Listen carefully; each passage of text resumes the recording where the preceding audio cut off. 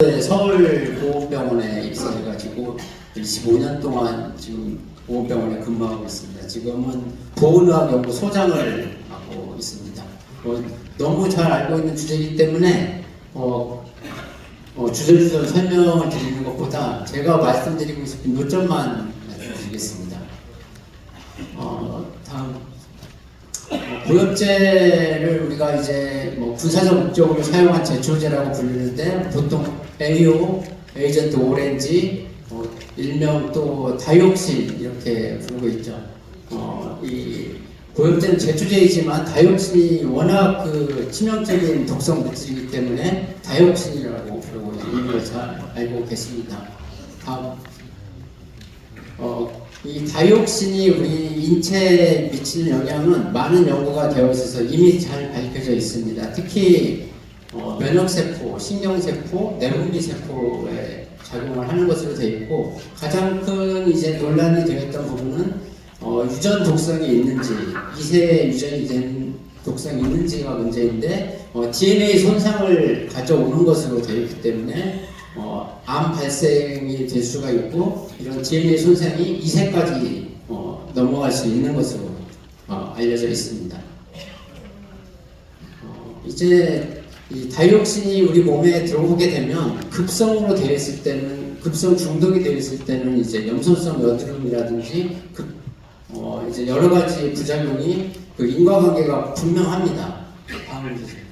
그렇지만 이제 당뇨나 고혈압, 암 이런 이제 만성 질환의 경우에는 이게 퇴행성 질환인지 아닌지, 아니면 담배나 술 이런 환경적인 요인이 원인인지 이런 것들이 불분명하게 됩니다.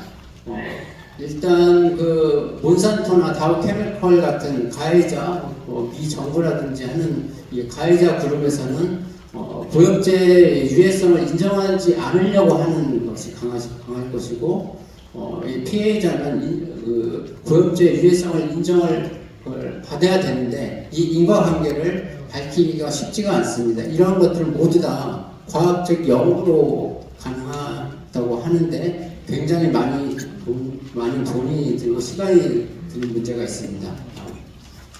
그래서 고엽제 연구는 우리가 일반 이제 약물이라면은 무작위 대조군 연구라 해가지고 실제로 인간을 대상으로 해서 실험을 할 수가 있어야 되는데, 이건 독성 물질이기 때문에 실험을 할 수가 없습니다.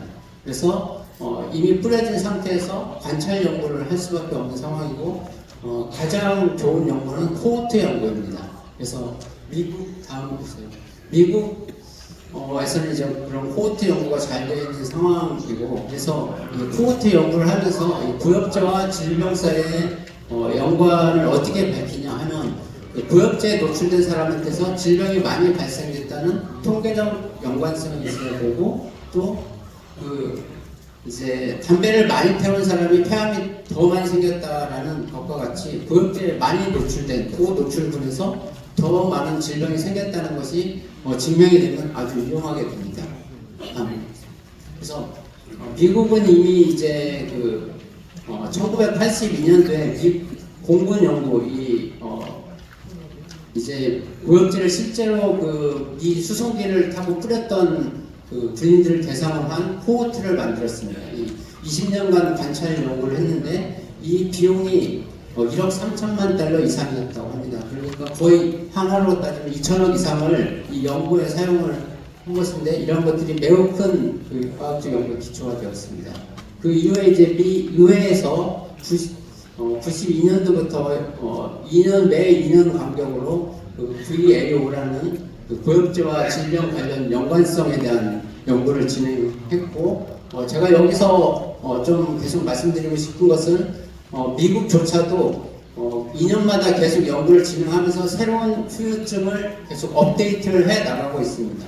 그래서 가장 최근에는 고혈압이 고엽제와 질병 사이에 충분한 증거가 있는 질병으로, 그러니까 고엽제와 고혈압과는 과학적 인권 관계가 있다는 질병으로 이제 미 법안을 바꾸고 이제 보상을 해주기 시작했습니다. 이건 좀 다시 정리를 한 거고요. 현재 미국 미국은 이제 고엽제 연관 인정 질환이라고 그러는데 미국도 사실은 이제 인과관계가 있는 질환으로 하지 않고 연관이 있는 질환으로만 인정하고 있습니다. 이것은 아마 미국이 전범 국가가 되는 것을 좀 우려를 하지 않나 하는 생각이 듭니다. 다음. 국내는 너무 늦었습니다. 국내는 고엽제 역학조사가 6차에 걸쳐서 있었고 처음 시작이 96년도에 있었지만은 이미 20년 이상이 지난 시점에서 제대로 된 역학조사가 있었다고 생각을 합니다. 다음 주세요. 그래서 가장 중요한 노출 정도가 얼마나 되어 있는지 이러한 혈중 다이옥신 농도를 재는데도 너무 많은 시간이 흘렀기 때문에 우리 전후 환자분들의 혈중에는 다이옥신이 현재 남아있지 않은 상황이 되어서 연구가 불가능한 상황입니다. 다음. 이제 5차 역학조사, 우리 국내에서 시행한 5차 역학조사를 보게 되면 이제 92년도와 99년도 그리고 2000년도와 2007년도에 어떤 비교한 그런 연구가 있는데 92년도에서 99년도에는 이제 고엽제 노출군이 사망이 더 많았다 이렇게 연구 결과가 나오지만 2000년도에서 2007년도까지는 그런 결과가 나오지 않습니다. 그래서 이미 조기에 우리가 연구를 시행했으면 어떤 고엽제로 인한 질병으로 인해서 사망률이 더 높았다는 걸 증명할 수가 있었을 텐데 그렇지 못한 결과가 나온 거고 사실은 92년도 이전에도 많이 사망이 있었을 텐데 이건 아까 말씀해 주신 것처럼 자료가 없는 그런 상황, 그러니까 우리 사망 통계 자료가 없는 상황이기 때문에 92년 이전에 자료가 없어서 연구를 할 수가 없는 상황입니다. 다음. 그래서 5차 고엽제 역학조사에서는 그나마 이제 여러 가지 질병이 고엽제 노출 환자한테서 많이 발생한다는 걸 알았고 그리고 이러한 상황도 연관이 되어 있다는 것을 알았고 그래서 최종적으로 침샘암, 방광암, 방광암 이런 것들이 고엽제 관련성이 많다는 것을 제시를 했습니다. 다음. 6차 고엽제 조사는 이제 가장 최근의 것인데 거기에서 이제 방광암이나 갑상선 기능결합증, 파킨슨증, 다발성 경화증을 고엽제 연관 질환으로 우리가 인정할 수 있겠다라고 이제 연구 결론을 내렸고 그리고 이제 최근에 이런 결과를 바탕으로 해서 이제 방광암과 다발성 경화증 이런 부분이 후유증으로 인정되는 것으로 알고 있습니다. 다음.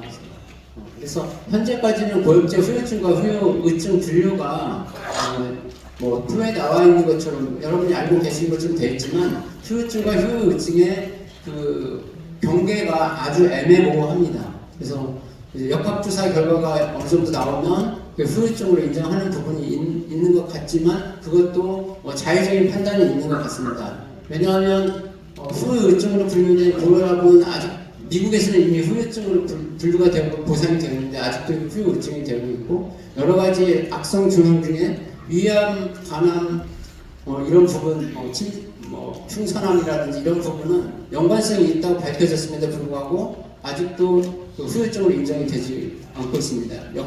역학을 하시는 연구자들께서도 약간은 정치와 그런 미국의 눈치, 예산 이런 정치적인 판단을 한 것이 아닌가 하는 생각이 듭니다. 다음. 그래서 미국 이제 고혈압 연구만 잠깐 말씀드리면 이게 이제 월남전 첨단자 중 제초제 살포군이 가장 고엽제에 많이 노출된 군인데 이들 그룹의 고혈압 발생률이 가장 높았다는 것을 이 연구를 통해서 밝혔습니다. 그래서 이 연구 결과를 바탕으로 해서 미국에서 이제 고혈압이 고엽제 후유증으로 인정이 된 거고 국내에서도 이전에 이제 고혈압 관련한 역학 연구를 보면 이전에 역학 조사에서도 연관성이 있는 것으로 많이 결론이 나와 있습니다. 그럼에도 불구하고 인정이 되지 않았던 부분이 있었던 것 같습니다. 다음. 그래서 제가 말씀드리고 싶은 것은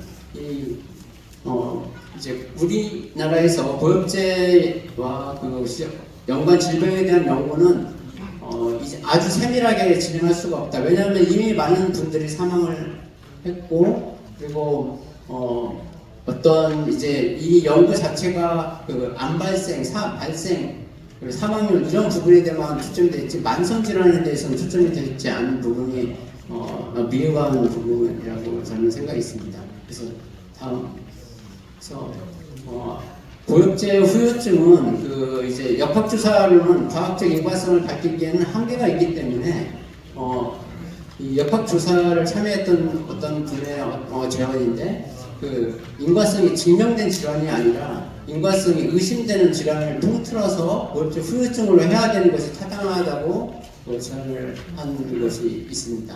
그리고 고엽제 지금 후유증으로 분류가 되고 있는 고혈압은 이미 미국이나 많은 연구에서 그 연관성이 증명이 되었기 때문에 고엽제 후유증으로 밝히는 것이 맞을 것, 재분류하는 게 맞을 것 같고, 고혈압의 합병증으로 뇌졸중, 뇌출혈, 뇌경색, 허혈성 심혈질환 이런 것이 오기 때문에 이것과 관련된 유사 질환도 고엽제 후유증으로 변경하는 걸 검토할 필요가 있다고 생각을 합니다.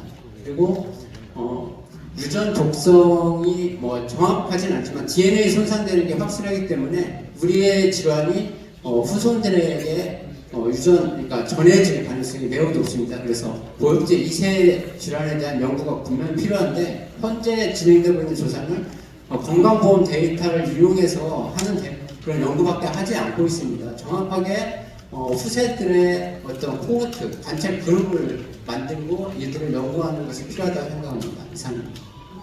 네. 김춘남 연구소장님께서 사실 하실 얘기가 엄청나게 많으실 텐데 요약해서 아주 핵심적인 내용만 발표를 잘 해주셨습니다. 다시 한번 감사드립니다. 다시 한번 감사드립니다. 자, 오늘 여러분들 세미나 시간